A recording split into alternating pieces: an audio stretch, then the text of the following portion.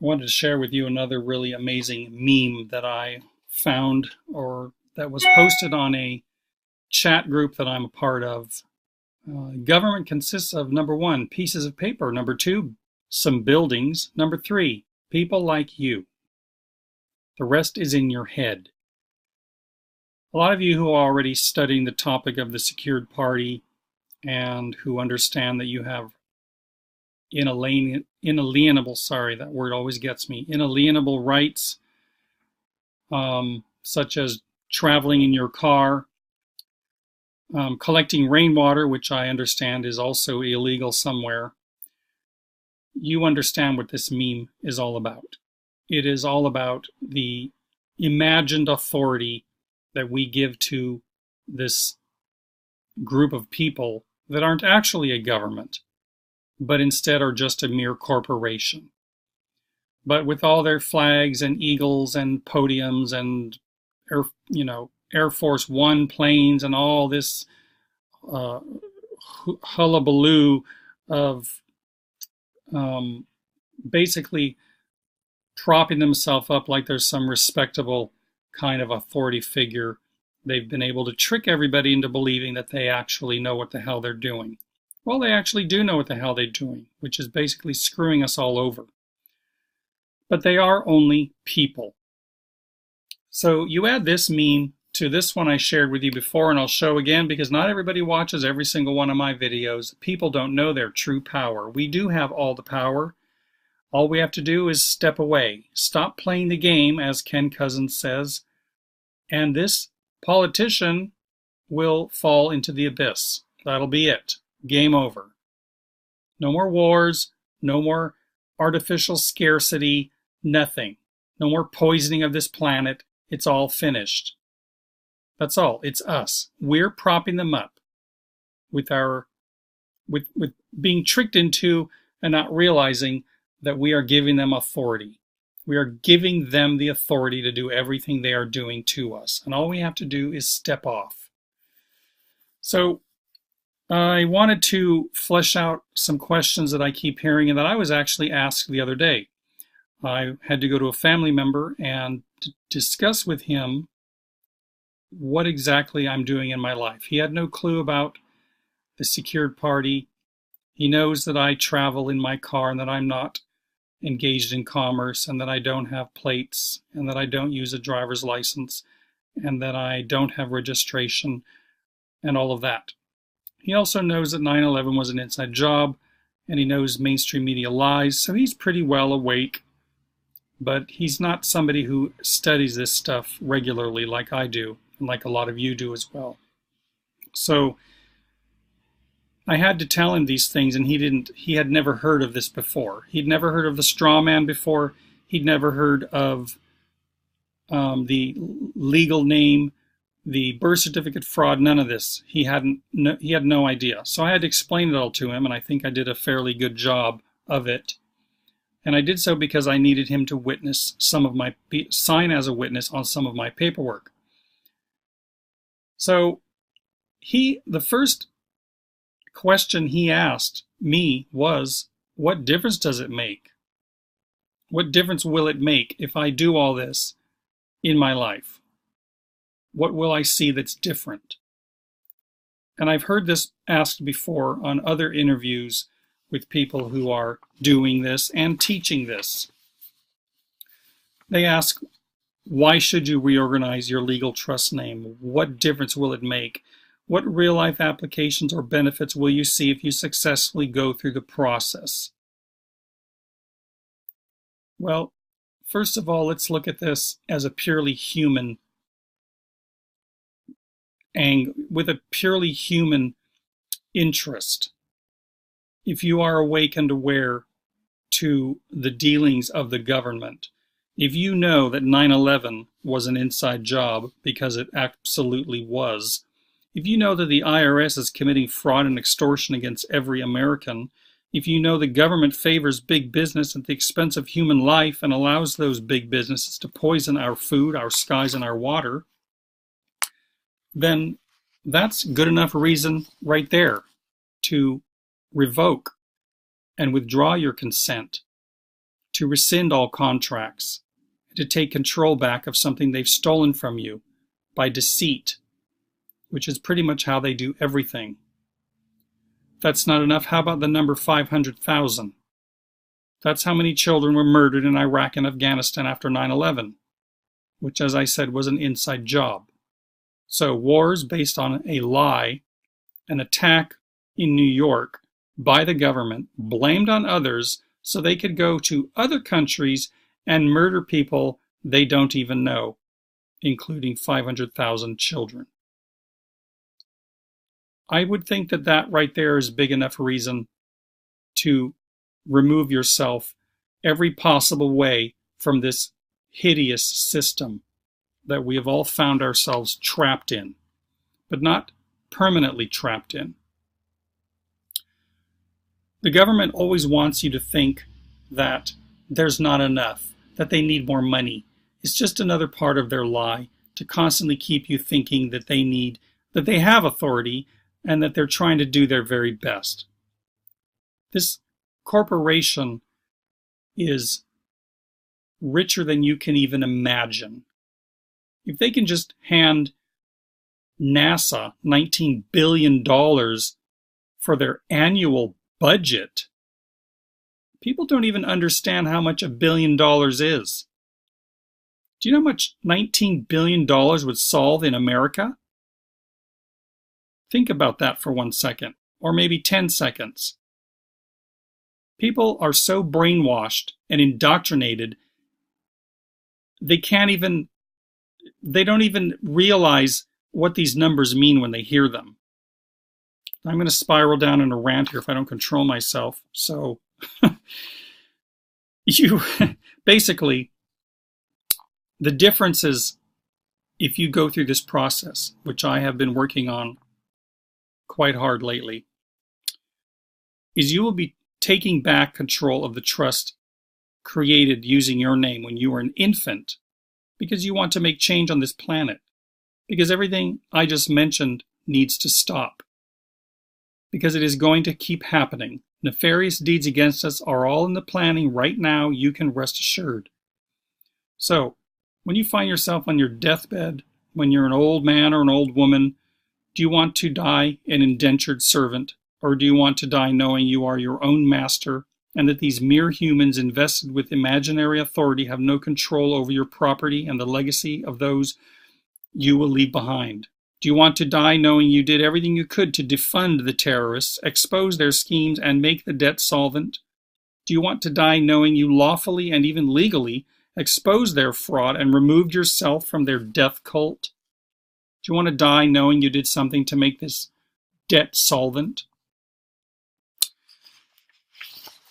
If you become the secured party of your own trust, you'll be removing yourself from undisclosed adhesion contracts. You'll be reestablishing your status and standing, which is very important, as an American national and private state citizen. You'll be protecting your property and leaving your legacy to your heirs. You'll be able to discharge debt and settle claims properly. You can challenge jurisdiction.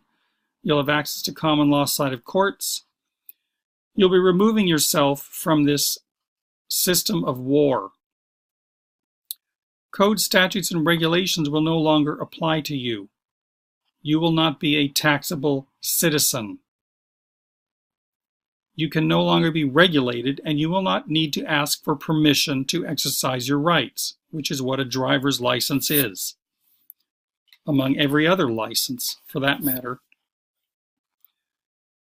Your trust is private law, it's common law, and it is not subject to the government's countless codes, rules, and regulations. Federal excise taxes and state organization and franchise taxes are avoided. You are not required to obtain licenses, if I just said that. And you'll be putting a lien, typically of $100 million, on your trust, past, present, and future. A lien is a conceptual contract between you and your trust. Your trust is your all-capital lettered name. You'll become the attorney in fact of your estate and your trust, and you'll have power of attorney. So, that is a handful of things that you will be accomplishing if you do this. This is Weiss's Concise Trustee Handbook that I mentioned in my last video. And there's a chart here that they are comparing an express trust, which is what you'll be creating if you do this, to a corporation. But we're only going to be looking at the left side here, the trust, and what the benefits are of this trust. It will have a lifespan of 20 to 25 years at a time in order to avoid rules against perpetuities. Death of grantor has no effect on life or affairs of the trust. Governed under equity. Trust law is most well-settled body of law in America. Limited liability of trustee determined by trust instrument. In any given contract, only property in hands of trustee is answerable. Not subject to subpoena. Business name protected by injunction. The list goes on. I will leave it here while you can pause it and read this, because I don't want this video to get into the hour-long realm again. So these are the many perks, and there are many more, to doing this. Having discovered this, having for years known exactly what the government is and what it is doing, is not something I can ignore. It's not a possibility. This is the absolute best thing I can think to do with my life. And I want to point out that this is not something that you do in your life. This is something that you do with your life. What I mean by that is you're becoming something else. And it takes time and it takes study. I read things repeatedly. I read all the time. I have a lot of things I need to read. And I watch videos sometimes repeatedly because then it starts to sink in.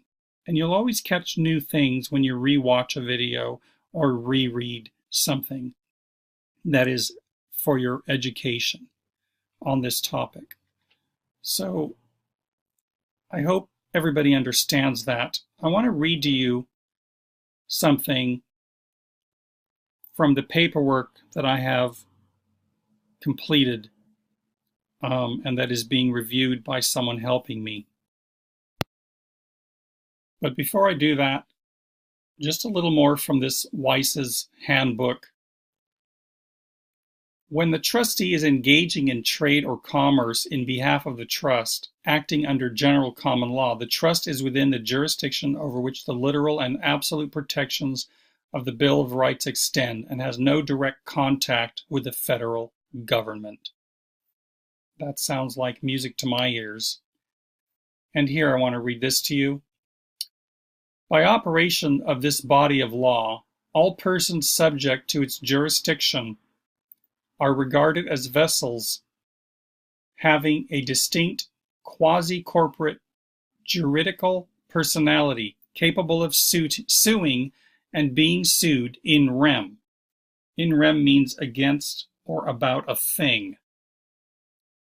14th Amendment citizens of the United States, whether state or federal chartered corporations or metaphysical chartered corporate colored public persons, therefore, are public vessels of the United States within the broad meaning of the Public Vessels Act and are regulated. The United States, as with the Roman Church, is the ship of state. The express trust, which is what you will be creating if you go through this process, is a private vessel of the United States of America. Here you see a lowercase u on United because it's not a corporation they're talking about. Let me back up. The express trust, then, is a private vessel of the United States of America navigating through the often hostile waters called interstate commerce, which is international commerce via the United States treaties. So they've created everything to be commerce. It used to be all the waterways, and then with their trickery and deceit made the land also subject to those same rules and regulations. I want to just point out here also, the last 50 or so pages of Weiss's Concise Trustee Handbook are sample forms. All kinds of sample forms, from 44 all the way to page 99. I'm not going to go through them here, but they're all templates that can be used, and it's extremely helpful. So I just wanted to make sure you all are aware of that. This is really, I'm learning so much from this handbook, and I hope you all will take a look as well. So I have selected some passages from, I believe it's 8 pages, part of the documentation that I've been filling out. Just briefly, by the way, I will tell you. So because I'm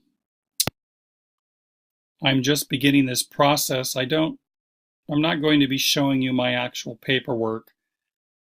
This is something that I want to show you excerpts of. This is a legal notice and demand. This is the paperwork that will be interesting to those of you who are traveling under your rights, who do not use a driver's license, who do not have registration on their automobile, and who do not have state-issued license plates, because this is the paperwork.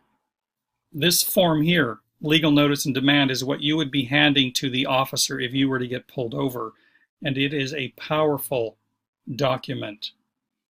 And it is part of what you will be sending in your Universal Commercial Code paperwork, which is about 30 plus pages. So because this channel is about my process, what I go through, sharing this information, I have chosen the secretary of my trust, and she has agreed to that. I've determined who the beneficiaries will be of my trust and the units they will receive. I've completed my declaration of trust.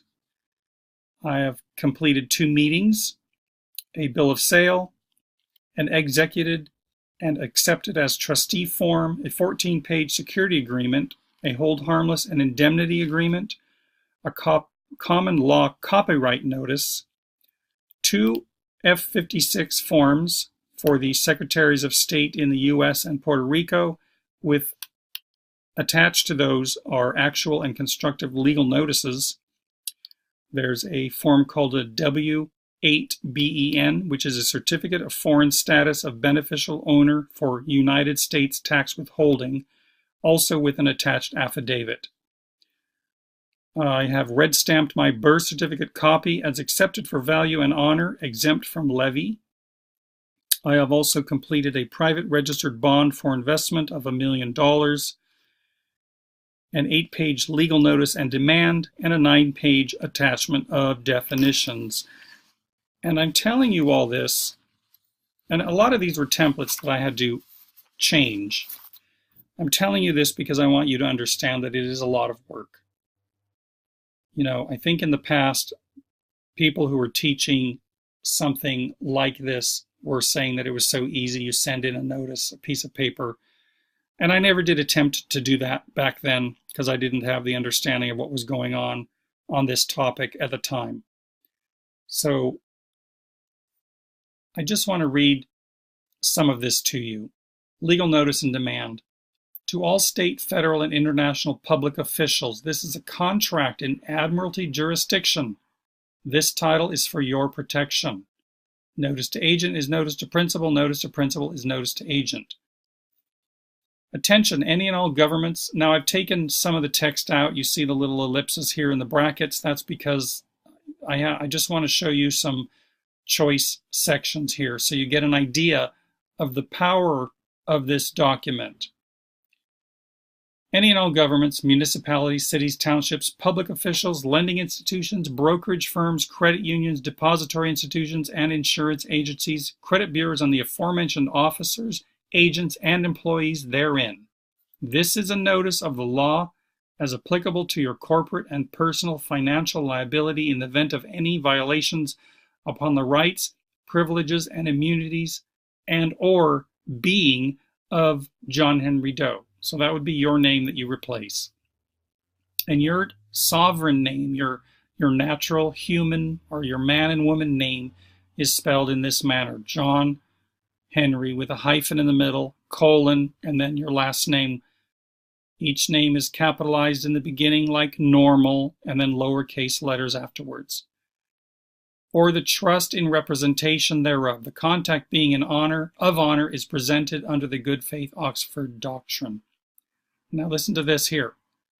It has recently come to my attention that the IRS and the SSA and the federal courts have willfully been making injurious presumptions which prejudice my constitutional rights by trying to associate me with the item sonans, which is the all-caps version of my Christian name, which is in fact a trust previously associated with a public office in the United States government by virtue of the Social Security number attached to it. Further information is to help clear up any presumptions and set the record straight. So then it goes on for 8 or I think 7 pages. So later on in the document, you get this. The undersigned tendering this document is a trustee, secured party, bailee, by fact, and is not a strawman vessel in commerce, corporate fiction, legal entity, ens legis, or transmitting utility of, for, by, or to the United States of America, the government of the United States, the state of, and then you put your state here in all caps because that's a corporation, that's a corporate franchise, or to United States Corporation. Further, the undersigned is not a citizen within, surety for, subject of the United States Corporation, etc. So that is the beginning of it. There is more that I have selected to share with you. Now, I did find one of these documents online, which is here. I found this on Scribd, and it looks very similar, but the wording in this one is very different. So the document that I am using is specific to what I'm doing, or to what a lot of people are doing. So the similarity in the names of the undersigned and the vessel in commerce, two distinct and separate legal entities, sorry, the words break up here when I transferred it, is testament to the undeniable propinquity. John Henry Doe Trust, originally an incorporeal creation of government/parents, is dependent upon and only exists because John Henry Doe, the person, a natural man, exists as a living, breathing, flesh and blood sentient being. The government, being an incorporeal entity, can only engage another incorporeal entity, and not a real flesh and blood human, and therefore the creation of a vessel in commerce, known commonly as the all-caps name, was highly advantageous to government to interface with. So they're saying here that only a fiction can interact with another fiction. Since the birth of the undersigned, the government has utilized the credit and future earning potential of the undersigned, establishing and operating a private offset account through the use of the vessel in commerce, the all-caps name, trust, without the knowledge, consent, or permission of the undersigned, acting to the detriment of the beneficiary and your man or woman name, spelled in uppercase and lowercase letters, against the basic precepts of a trust. So basically, the trust they created, they're not even following the rules of the trust. During this time, the undersigned has unknowingly been functioning as the manager of the trust and signing as an authorized representative for the vessel in commerce by signing bank checks, applications for credit, and notes on behalf of the vessel in commerce. Remember when I told you, I think in the last video, of the microprint line on your personal check that you sign your name on is not a line, it is microprint. It says, if you look through a magnifying glass, it says authorized signature. And that's what this is just spelling out right here. Now, the undersigned acts knowing not in a beneficial position, but as manager/trustee of the trust. The undersigned has valid documentation waiving beneficial position for the position of trustee, secured party, bailee, submitted as a matter of public record by which the undersigned became trustee, secured party / bailee to the all caps named trust, and as full operating authority. The undersigned, having full control of trust, revokes all permissions to the government and or any political subdivision / organizations to use copyrighted trust name John Henry Doe, or would be your name in all capital letters, trust, or trust in any fashion except for explicit written request / order in direction otherwise. Said name belongs to trust in operation by trustees wherein the government agencies thereof have no control as trustee, secured party, bailee, having full mental capacity and ability to contract, as well as natural right to trust, holds a common law trade name, trademark, John Henry Doe, as authorized representative, attorney in fact, as well as established validity of the power of attorney by continual non-contested use.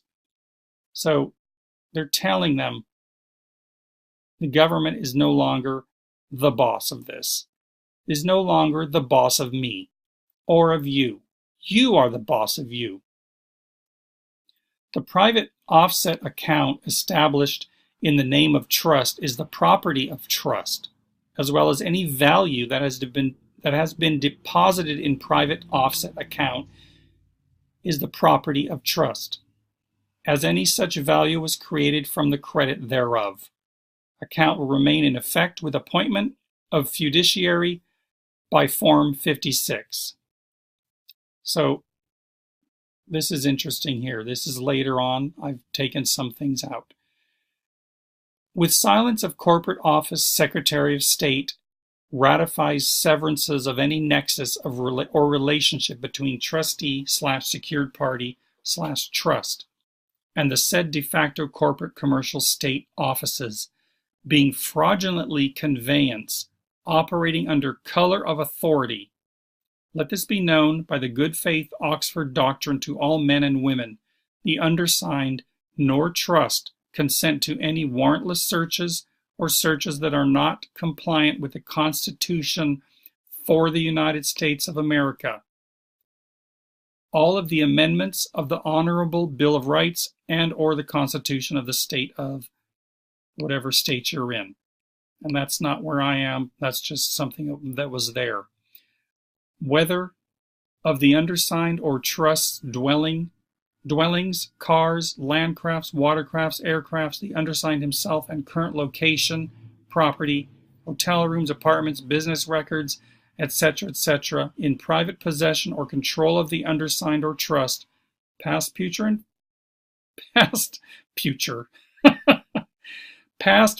and future, now and forevermore, so help me God. I am talking too much. My voice is cracking up. So this notice is in the nature of a Miranda warning. What I love about this document and a lot of the other documents is that it's putting them on warning. It's taking charge of things. It's putting its foot down, which is really what has to be done. You're accusing them of fraud, which is necessary, and you're telling them you know exactly what's going on, and you are taking back everything they have taken from you, or that they were controlling in your name. They're usurping you, and you're letting them know that it's over. They're finished. This is the best thing about this. This is the man walking off the plank. So, where rights secured by the Constitution are involved, there can be no rule making or legislation which would abrogate them. A lot of us have used this Supreme Court ruling for our right to travel documentation. Take due heed of its contents. If for any reason you do not understand any of these statements or warning, it is incumbent upon you to summon a superior officer special prosecutor, federal judge, or other competent legal counsel to immediately explain to you the significance of this presentment as per your duties and obligations in respect to this private, formal, notarized, registered statute staple securities investment, as per Title 11 U.S.C. and Federal Rules of Civil Procedure, Sections 8-A and 13-A, the claim or presumption that I, John Henry Doe, or John Henry Doe, all caps, simply know herein as trust, as foretasted, am not a citizen within, surety for, subject of, and do not owe allegiance or fealty as foretasted to any of the aforementioned or the like, and herein is forever rebutted by this counterclaim in admiralty. So, like I said before, this whole process is legal. It's using their own procedures. It's following their own titles, codes, and regulations. So it is not any kind of trickery anybody's pulling over their eye. These people have done this themselves. Now you know what's going on and you're doing it. By this record, let it be known that the undersigned and trust do not at any time waive any rights, capacities, privileges, immunities, etc., etc. I'm getting really tired of reading, so what I'm going to do is you can freeze this and read it on your screen. I do want to point out here that it says here that the undersigned, notwithstanding anything to the contrary, abides by all laws in accordance with the Constitution for the United States of America. 4 is the original 1787 Constitution. Whenever you see the word of here, O-F, then that is the Constitution that they've hijacked that suits their purposes. And also the small u, which is not corporate. This is the actual, this means grouped together. All the states in America grouped together. They're united. It's not a corporation. Where was I? I just want to get to this right to travel part here. The undersigned wishes no harm to any man or woman. You agree to uphold my right to travel. So you're putting them on notice and saying you are agreeing that you will uphold my right to travel. In other words, I also know what this is all about. Basically, this paperwork, if they do not rebut everything in it, detail by detail, then it is considered to be, well, not that we need their approval, we don't, but it is become basically your right, your legal document, and you can live your life as the owner of your trust now. Because a lot of people, they say, well, I just will ignore them all and just go about my business. Well, you're still in their business. You're still in their commercial zone. You're still their indentured servant. You're still using their Federal Reserve notes and propagating the system of death and destruction. This is the best way to go as far as I can see. Get out of it. Take it back. Own it. Let them know what's going on, that you're aware. So, remember, in taking a solemn binding oath to protect and defend the original Constitution for the United States of America and or the Constitution of the state of wherever you live, against all enemies, foreign and domestic. And that's the oath they actually took. So they're not fulfilling that oath because these are foreign entities which are taking control and have taken control of what we call a government. Violation of said oaths is perjury, being a bad faith doctrine by constructive treason and immoral dishonor. The undersigned accepts said oaths of office that you have sworn to uphold. This legal and timely notice, declaration, and demand is prima facie evidence of sufficient notice of grace. The terms and conditions of this presentment agreement are quasi-contract under the Universal Commercial Code and Fair Debt Collections Act. The terms and conditions are not subject to any and all immunities that you may claim. Should you in any way violate the undersigned's rights or allow violations by others, your corporate commercial acts against the undersigned or the undersigned's own, and your failures to act on behalf of same, where an obligation to act or not to act exists, are ultra-virus and injurious by willful and gross negligence. Ultra-virus is an act that is done without authority. So there's also a part that has billing costs assessed with levies and liens and or tort upon violations, and they are outlined in the millions and hundreds of thousands of dollars for everything from unlawful arrests, restraint, trespassing, excessive bail, conspiracy, violations of freedom of speech, right to speedy trial, the placing of an unlawful or improper lien, levy, impoundment. The list goes on, and it's all laid out in this document. You can read this section here on your own, freeze the video. The bottom here, the notice is to the clerk and recorder who receives this that they cannot destroy it or change it because they've taken an oath not to do that. It is their job not to do that. So,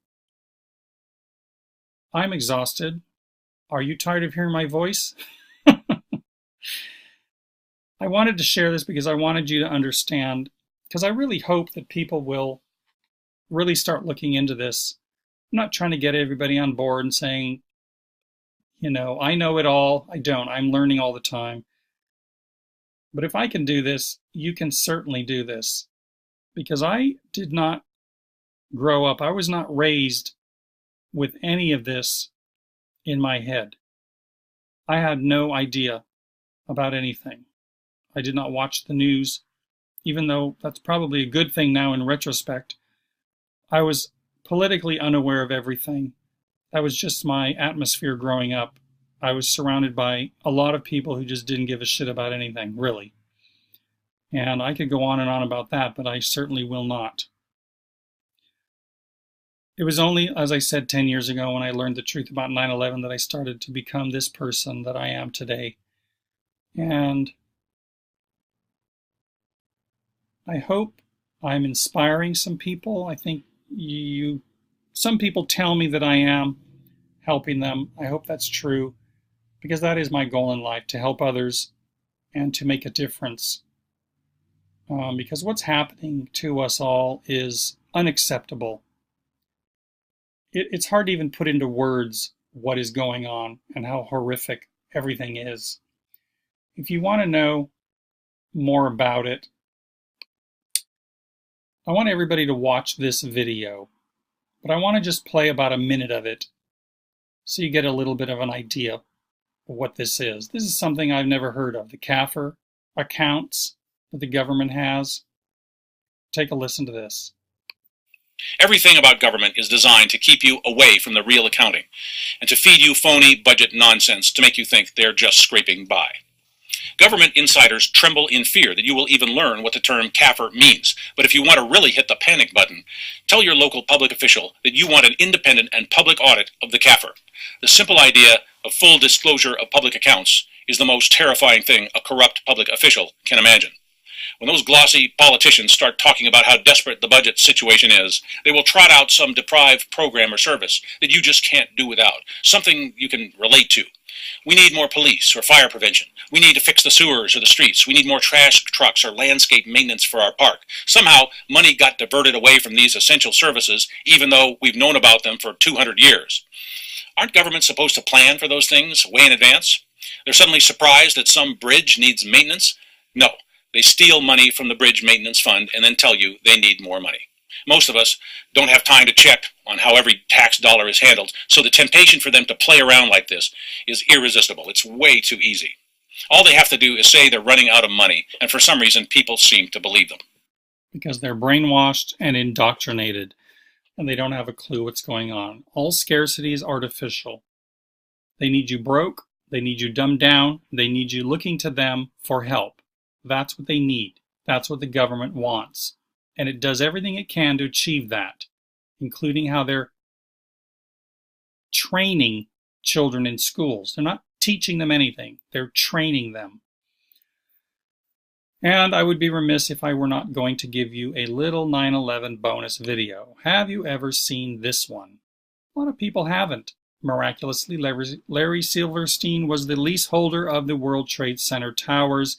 He was the one famously on video that said that they had to pull Building 7, the one that collapsed apparently from small fires, steel frame building, 47 stories high, that collapsed on 9/11 in 7 seconds straight down into its own footprint, which was then removed from the news the very next day. Larry Silverstein's on camera saying that they made the decision to pull it, meaning bring it down with controlled demolition, which is insulting to anybody who knows anything about anything, that it would take weeks and weeks to rig a building for controlled demolition, not a couple of hours. It's preposterous and stupid. Did he make a mistake, or is that how they throw the truth out so that they can say they have your implied consent to do whatever the hell they want? That's my opinion. This is Larry Silverstein in the new WTC-7, standing before an audience of Israelis. Israel was very deeply and heavily involved in 9/11. I want you to listen to what he says here. Don't mind his chomping. I think he's chewing on a baby finger or something. The building is going to contain not 2 million feet, but 1.7 million. And that's one of the sacrifices we have to make. I said, let's make it and let's get on with it. So he's discussing the planning of the new World Trade Center number 7 building after 9/11. He's discussing their plans for that building. And so, next thing you know, we've got the designs of a building. And the first design meeting was in April of 2000. And construction began shortly thereafter in 2002. Construction began shortly thereafter. Shortly thereafter would be skipping over the whole 9/11 event, because he just told you that he got the plans for the new building in 2000 of April, which was before 9/11. So why were they planning to build a new World Trade Center 7 building in place of the old one when it was still up and running and perfectly fine? Because, like I said 1,000,000 times, and like I will be saying for the rest of my life, 9/11 was an inside job.